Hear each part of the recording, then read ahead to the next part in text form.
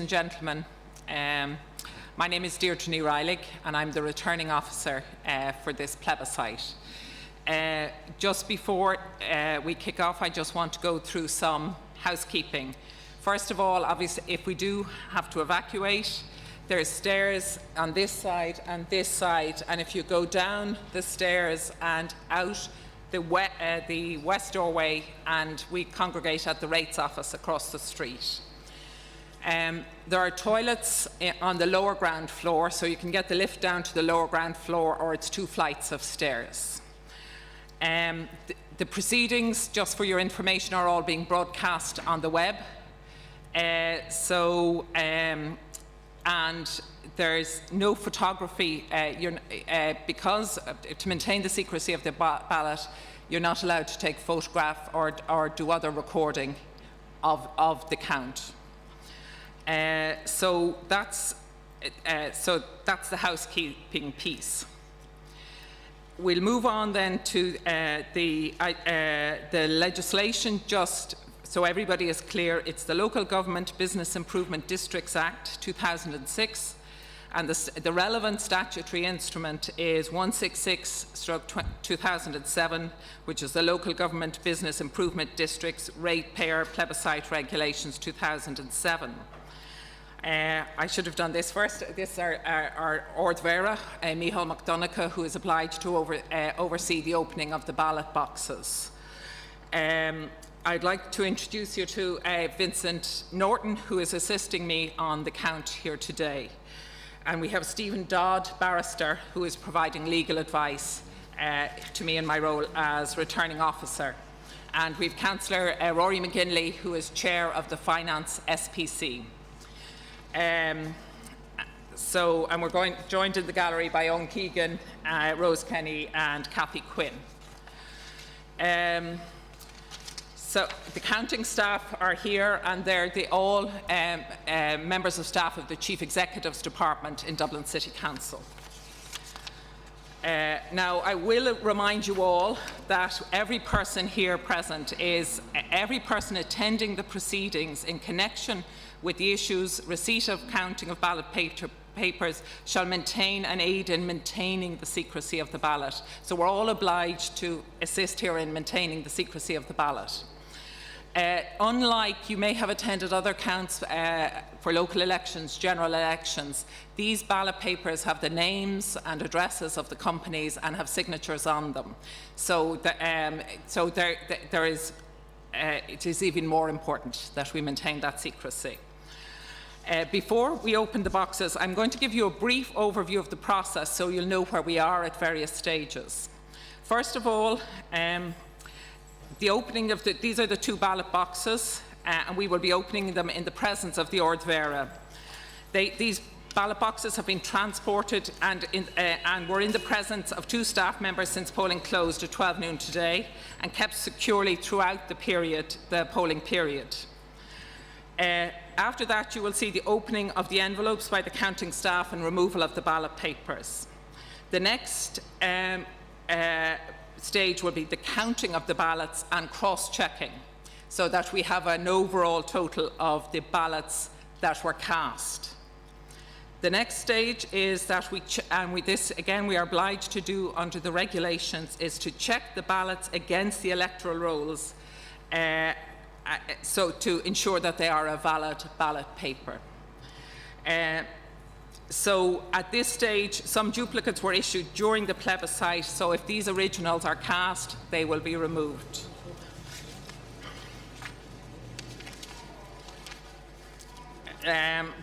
So the validity and at that stage, then we will be checking the validity of each vote. We'll be looking for the mark, the original embossed mark on the votes, or the clearly marked duplicate. We'll be looking for a signature. Each ballot has to be signed. That's again in the regulations. And the voting intention of the person casting the ballot has to be clear.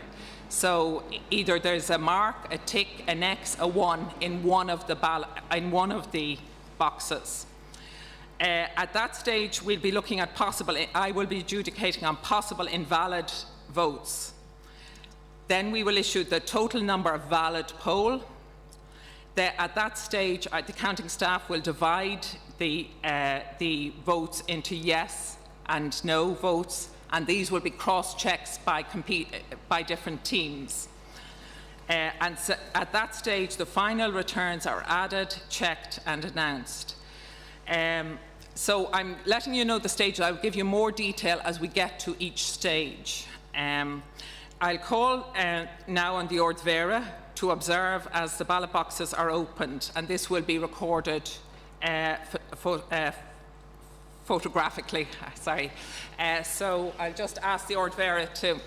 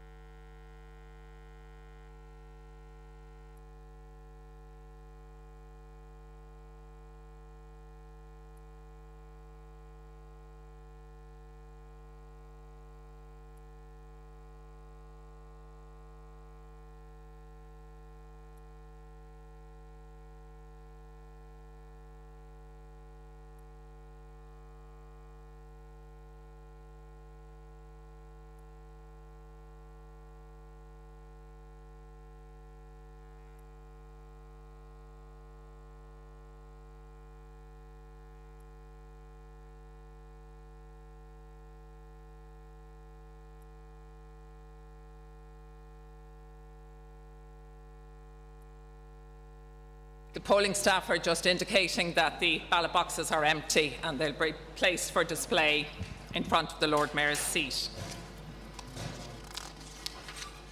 I now ask the counting staff to take their places.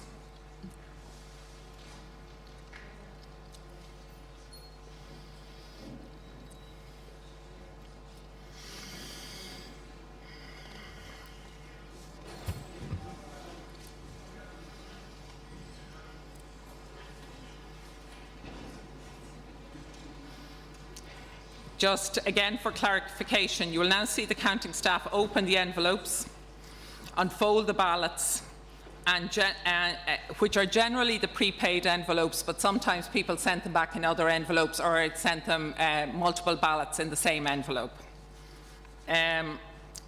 So if we can go ahead and proceed. Sorry, Register, just in terms of queries and questions in relation to this whole process, because I would have a number of them, which way would I go about that? In the normal procedure, would I either go to yourself or is it through the Ard Mhéara? In terms of, like, for instance, I believe the Dublin City Council has 9 votes in this particular plebiscite, and I would query the conflicts of interests and also the possibility that this, again, is a wrong procedure. I know you've employed an independent barrister, but nonetheless that barrister has been employed by Dublin City Council. You've got 9 votes in here, so there's an issue for me in relation to that, and why some of the bundles are actually on elastic. Some of them are on elastic. And then I noticed also this heavy bundle here, which is just right here. You know, again, these are rather irregular, in my opinion, if they were singular votes. So these I'd query, and also these pile over here, where it's quite obvious somebody bundled these. So who would bundle such a bundle? And you have to actually again ask what the situation is in relation to those. But my main query would be that Dublin City Council have 9 votes that were cast by the Deputy CEO, Mr Brendan Kenny. And is it appropriate that Dublin City Council, who is employed to do this job, who draw down the finances for this from the bid, would be the appropriate agency to carry out this particular task? Thank you. The issue of Dublin City Council is entitled to 9 votes because we pay rates on 9 properties within Dublin City. I don't think this is the appropriate forum to deal with that. So, like, we are proceeding to count at the moment. If you have an issue about that, I suggest it's raised separately. And what you asked about the envelopes, people did come in with multiple envelopes together and we just put them in. Sometimes people cast the votes themselves and they were putting the envelopes in. And other times people were returning A4 envelopes with multiple votes in them.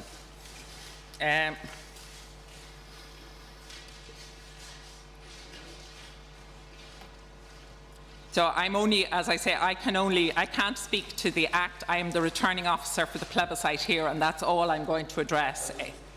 I'm cutting across you. I totally understand that, but I'm raising these as to be placed on record because of the anomalies here. I well understand you are just a returning officer as directed by the legislation.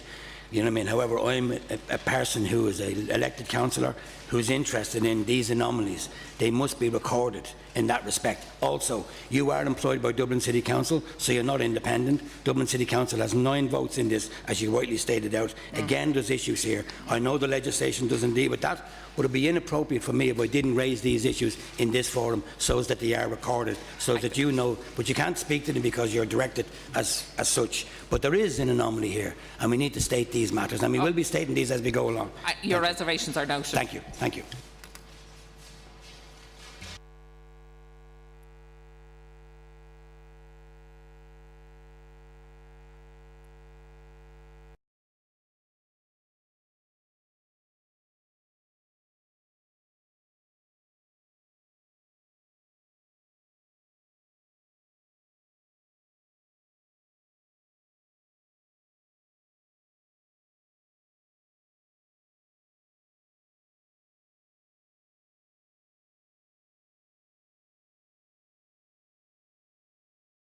Body. The returning officer is Deirdre Ní Raghallaigh, so if anybody has a query, they should approach Deirdre. Okay? The sound system is only here for the purpose of announcements. It's not actually a meeting, okay?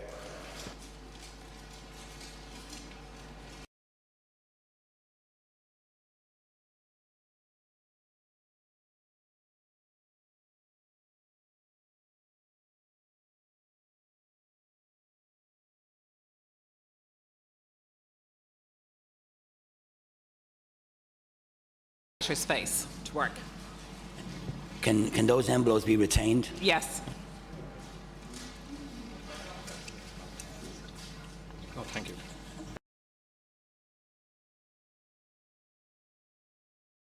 Applied to you for permission to attend. So essentially I'm a member of the public, but I have a lot of experience in voting procedures, and I just have one procedural question, please, in relation to the placing of the votes in the ballot box. It's evident that votes have been tidied in bundles, and the returning officer under section 11 of the regulation says, shall immediately on receipt of postage prepaid envelopes place them unopened in the ballot box. So I'd be interested to know what the procedure was for the receipt of the envelopes and how they ended up with a rubber band around them in the ballot box. Some individuals came in and asked to cast the vote themselves, and they put in their own votes, so that would be the. So they came. Some people insisted on placing the votes themselves, and so that would be how they were placed. The ballot box remained at all time in Chief Executive's department, was locked up at night. There was no, and it was always observed, the ballot, either by myself or one of my staff. So it's fair to say the ballot box wasn't locked. Couldn't have been locked. But a bundle an inch and a half thick won't fit through the top of the box with an elastic band around it. It's just a question of process. And I'm interested to know how the envelopes were handled. I feel now what we have to have a count. If you want to ask me questions about those process, I will deal with them outside this. What we are dealing here with is the count. With all due respect, returning officer, the count is going ahead. No one's disturbing that count. Yeah. As you, as returning officer, you're legally responsible and accountable. What we would like to know is, how could a thick bundle like that, or even a bundle like that there, get into the opening in that particular box? Yeah. They could have only got into the box if the box was actually opened, because it would be impossible. If there were ones that we received with multiple votes in them, and we did open the box to put them in, because there was no way of putting them in separately with 40, 50, I don't know how many votes in. You don't know. But basically, no, you don't know. I wouldn't. But I was in complete control of that. So there's the evidence. The evidence is there's a bundle of votes there that would be impossible to put into the actual opening in the box. So somebody must have opened that box, or that box must have been open for that bundle to get into it, because that bundle came out with an elastic band around it. I rest my case.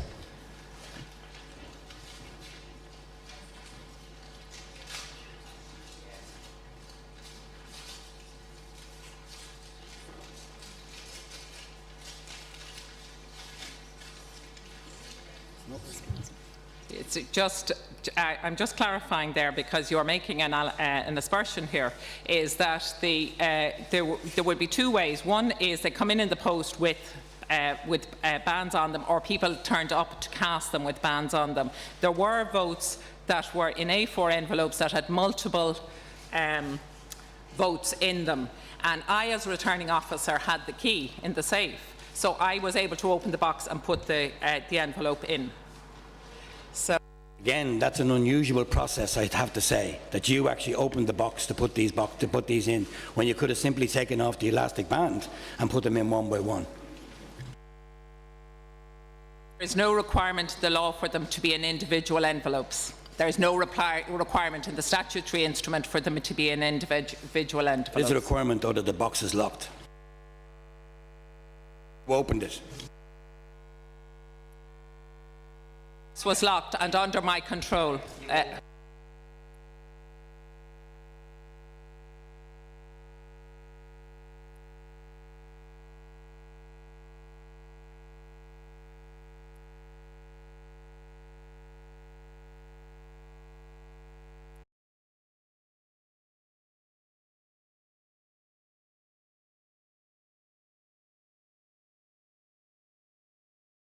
Which is the returning officer should provide a ballot box for the reception of ballot papers returned by ratepayers, and the returning officer shall immediately, on receipt of postage prepaid envelopes, place them unopened in the ballot box. So the envelopes were unopened and placed in the ballot box. Saying procedurally, from now on, if somebody has a question, they can approach me, but I'm not dealing with these on air. Okay.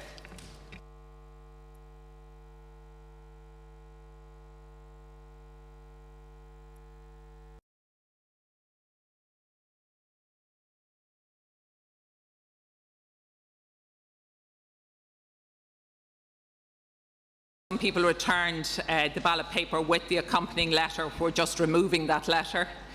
And we also have had some people, there was a sample ballot paper, I think, set out by the no side, and we've had some of them returned as ballots. So obviously they are not valid ballots.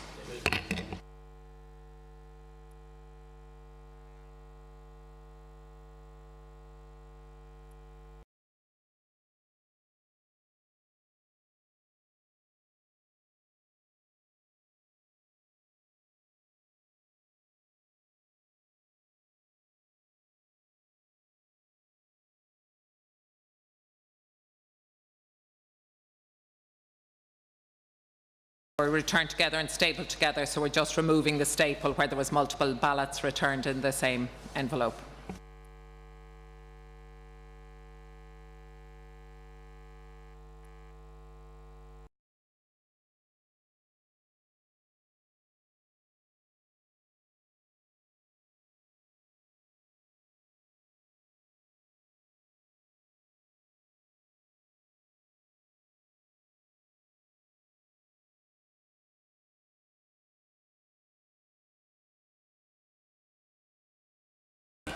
I mean, surely there must be a situation whereby when a ballot comes in that nature, where they're all stapled together, would show that there's a rather peculiar practice going on here. How could possibly a series of ballots ended up being stapled together?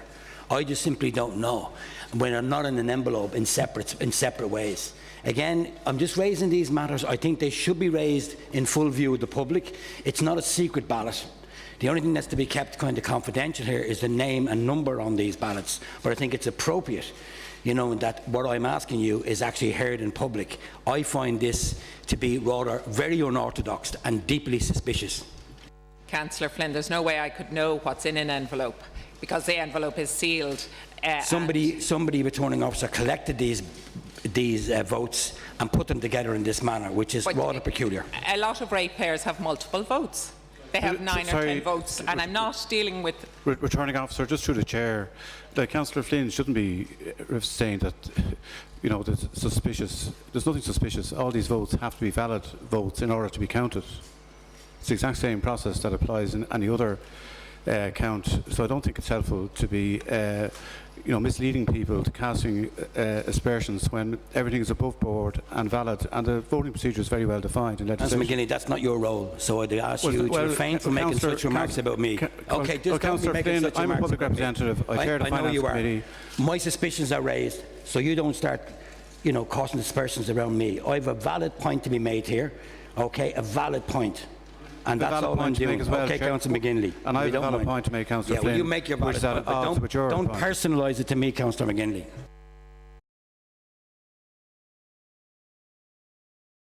Is about the plebiscite itself and the count.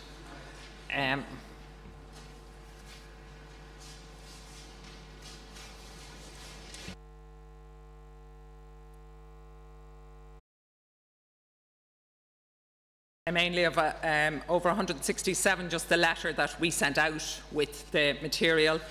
There was a number of compliment slips from the various companies attached, and then there is a no to bid campaign literature, 1, 2, 3, 4, 5 pieces of literature from the no to bids campaign,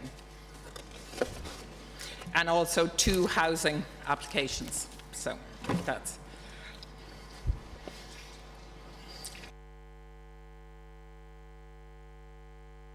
We will obviously refer them to housing tomorrow. So.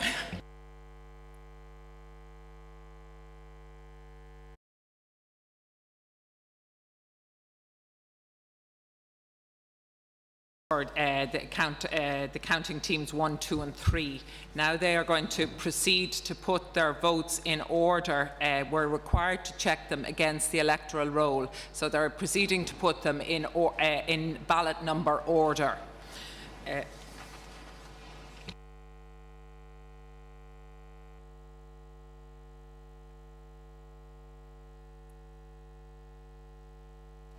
Again, from a process point of view, I'm just saying that this is the electoral roll part of the process. The counting teams are now checking ballots against the register as required by the regulation to ensure the ballots are validly issued. So they're putting them in number order there, and then they'll check them by number against the register. They will also identify duplicate ballots. There were some duplicate ballots issued where people claimed, where ratepayers claimed in writing that they had not received the ballot at their registered address. So if both original and duplicate have been cast, the duplicate is deemed to be the valid vote, because we have a trail on that. People signed to say that that they accepted that the duplicate would cancel out the original vote. This was accepted by the ratepayers concerned when the duplicate ballot was issued, and I say we have this documented, and so that is the process here. So this process will identify if any duplicate votes were cast, both an original and a duplicate was cast. Okay.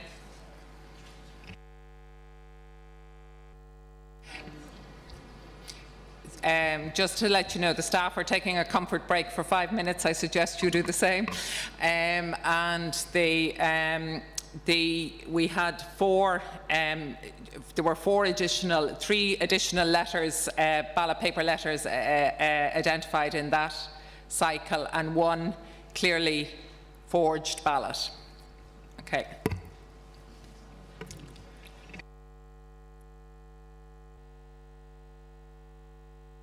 And just to be clear, because there's some doubt in the room, is why that ballot has been deemed a forgery is it's no stamp on it, it's clearly photocopied, they've written in the address of the company themselves. Okay.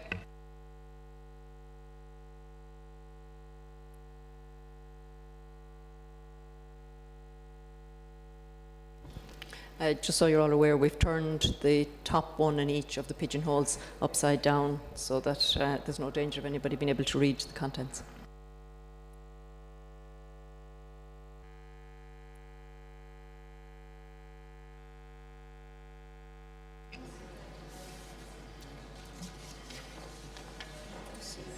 We have done this, but this is what it says. Open the evidence account and note.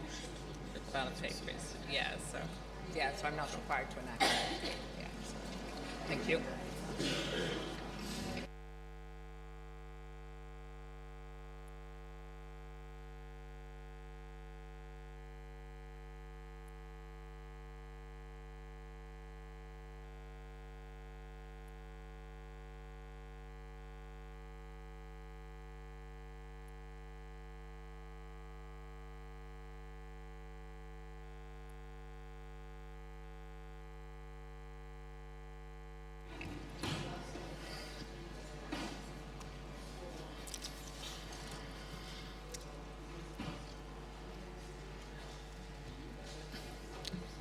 To be clear now, the counters are now putting the ballots in numerical order, and then they were going to check it against the register as required by the regulation to ensure the ballot was validly issued.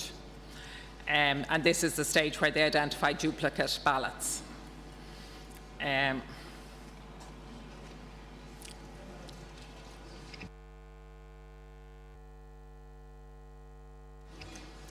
They are proceeding now to check against the register. Any duplicates identified will be brought to me for adjudication.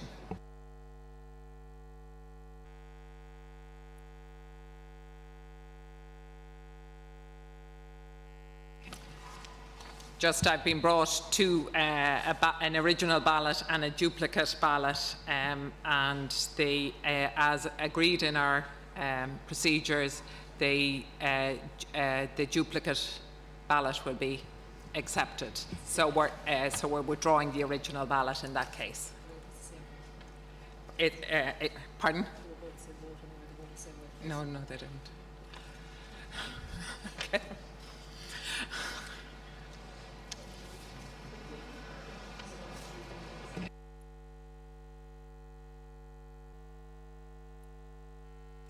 We have two duplicate ballots issued for the same roll number, and as agreed, we're taking the duplicate in this case.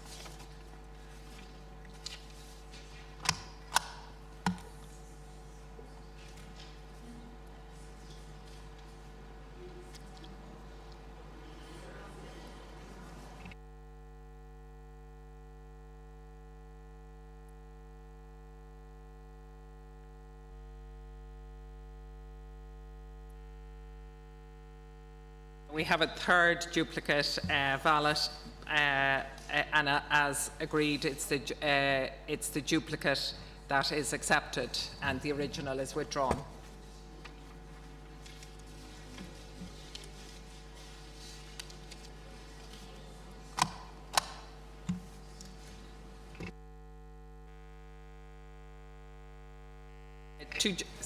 There's another set of duplicates, and as agreed earlier, we're accepting the duplicate, not the original ballot, as the original ballot was cancelled.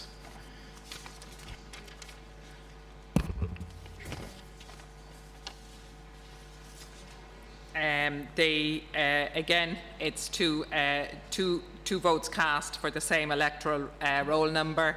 We're accepting the duplicate and not the original. Sorry, just. So yes, that's what. Sorry.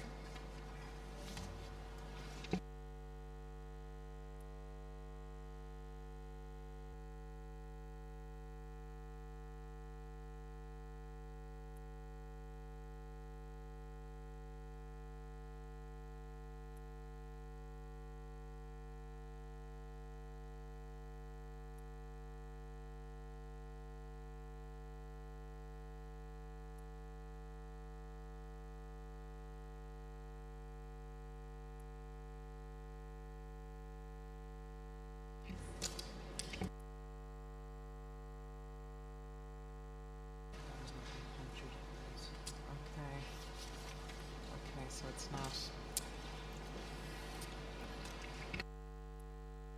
More, which we will count in the next round, but a vote has just been identified that is not punctured correctly. So we will deal. So it has just been identified now, and we will count it during the spoiled ballots as an unmarked ballot. Okay, so we have two of those.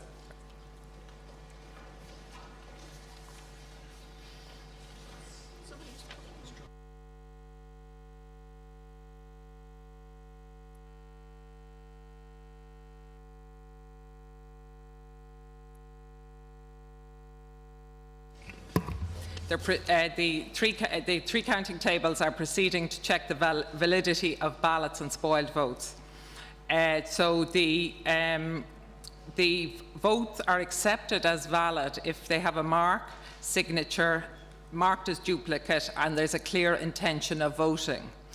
This is all set down in the statutory instrument under 16A to E.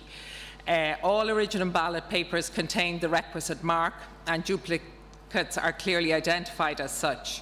They need to contain a signature from the company concerned. And there needs to be a clear intention to vote on the ballot. So that means we accept an X, a tick, 1, and the number, numeric 1, in one box. We accept comments on the ballot paper if the intention is clear, whichever way the individual voted. Votes are considered spoiled if there is a mark in both boxes, or no mark in either box, or the use of any number except 1, or it's ambiguous as to the intention of the voter. When announcing the spoiled votes, we will state reasons for votes being considered spoiled. Each spoiled ballot will be stamped as rejected and will be marked with the reason for exclusion. Okay.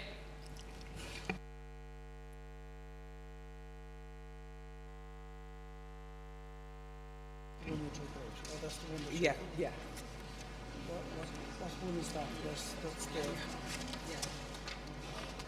That's this one.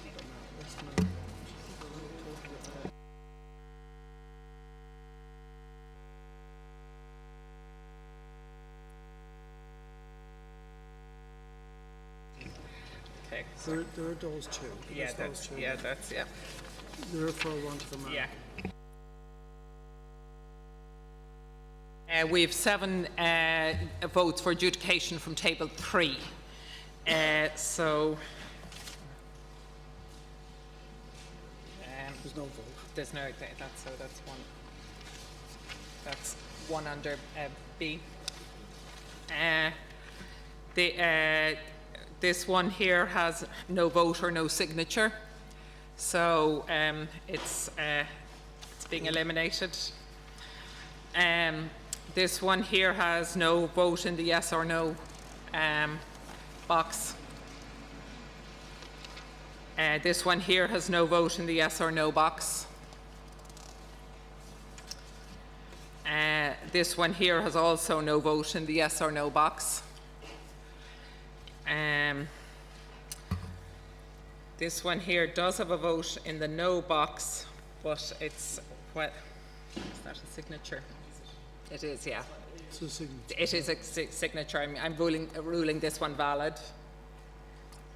And this one again has a no vote in the yes or no box.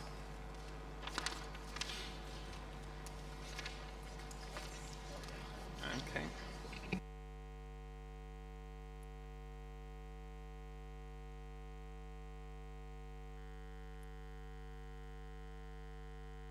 We have another potential one here. It has a vote in the yes, in a box, but there's no signature from the ratepayer, and so it's deemed invalid.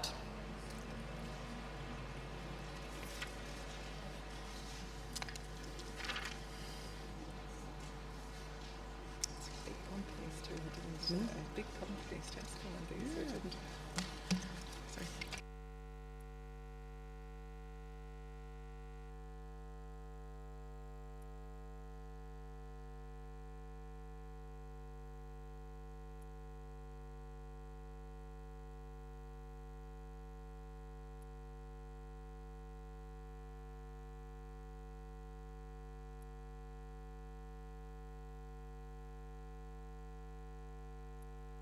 These are 3 votes from table 2.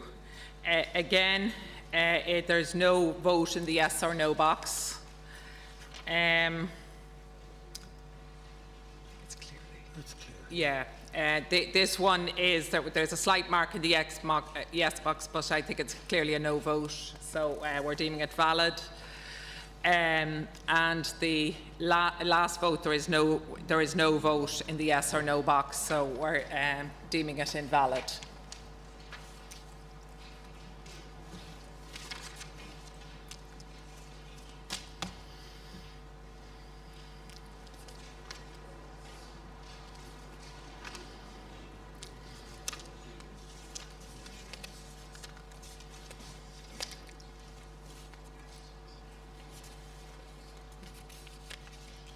So we have to start rejecting.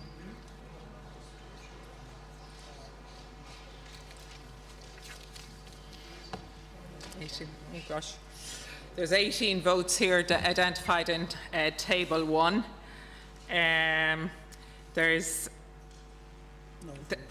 no vote in the yes, and actually there's no signature either. This one here is there's no vote in the yes or no box. This one here, no vote in the yes or no box. This one here, no vote in the yes or no box. This one here, there is a vote in a box, but there is no signature on the ballot paper, so it's deemed invalid. This one here, there is no signature, again deemed invalid. This one here, again, no signature, deemed invalid. This one here, no signature, deemed invalid. This one, there's no signature, deemed invalid. This one,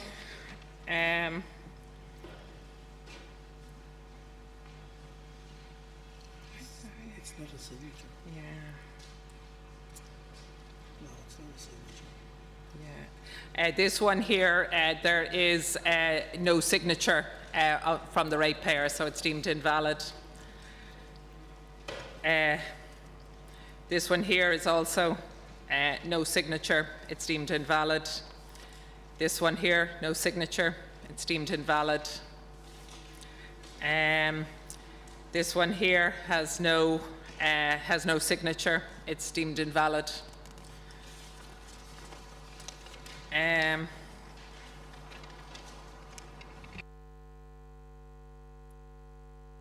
This one here is deemed valid.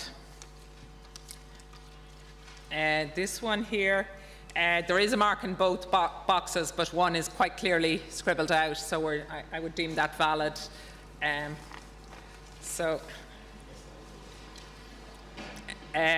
This one here, that's valid.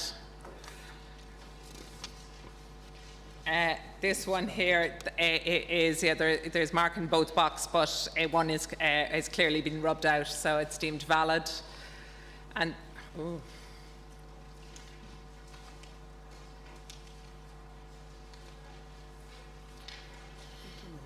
That's a signature, I'd say, Yeah, so I'd say I think it's it's clearly. yeah. This one is clearly has marked in one box. The signature overrides another box. Okay. It's valid. I've lost count here, but Okay. keep them together. Okay. So just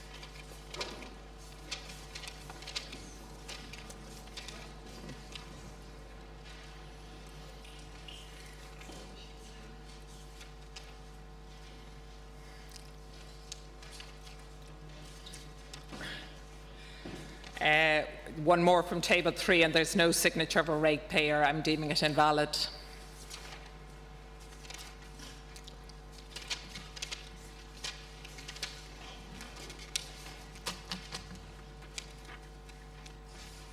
how many have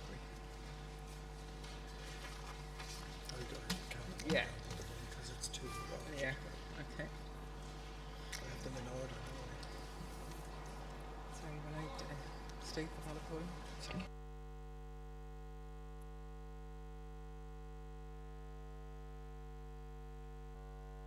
Happening here is table 1 is out by 1 vote, so they're just recounting to identify where the issue is.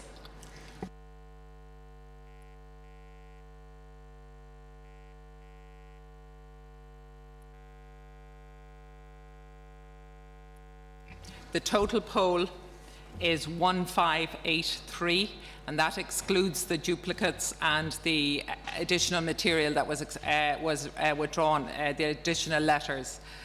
The spoiled votes were 25, and they were the 25 vote ballots have been rejected as invalid for the reasons stated in section 16A to E of statutory instrument 166/2007. So that's section A. 2 of them were invalid because they didn't have the mark. 13 were invalid because the voting intention was not clear, and 10 were invalid under section E, not having the due signatures. After that, the numbers in favour of the renewal of, so the total valid poll is 1558. 1558. The number of votes in favour of the renewal of the bid proposal is 843, and the numbers of votes against the renewal of the bid proposal is 715. It is deemed that the bid proposal is carried. Okay. That's it. That concludes the count here tonight.